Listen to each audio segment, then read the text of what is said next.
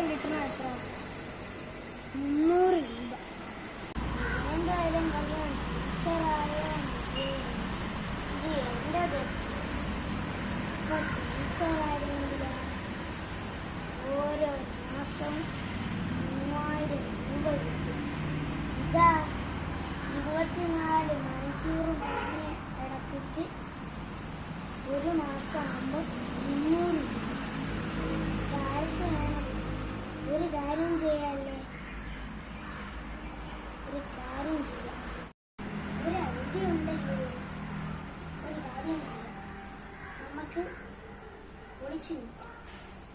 ഒളിച്ചിരുന്നിട്ട് നമുക്ക് അവരെ പറ്റിച്ചാലും. അത് വേണ്ട, എല്ലാ ദിവസവും കുട്ടികൾ കളിക്കണം ഒളിച്ചിരുന്നു.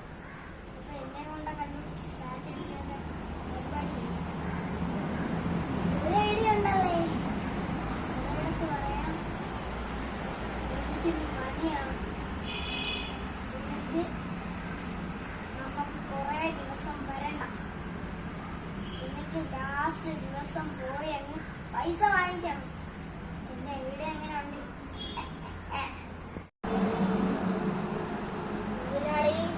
എന്താ?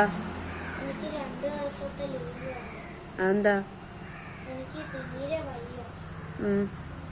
അതുകൊണ്ടില്ലേ 2 ദിവസം ഞാൻ കാണുള്ളൂ. നോക്കാം.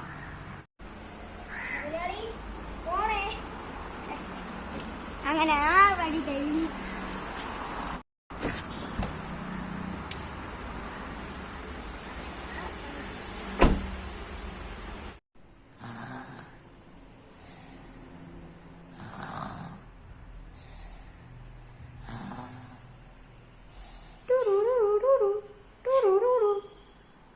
ശമ്പളം വായിക്കേണ്ട ദിവസമായില്ലേ.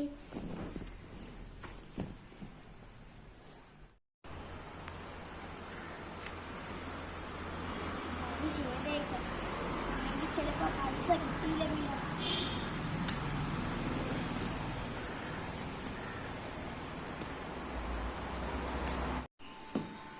ശമ്പളം വാങ്ങാനുള്ളവര് വന്നോളൂ.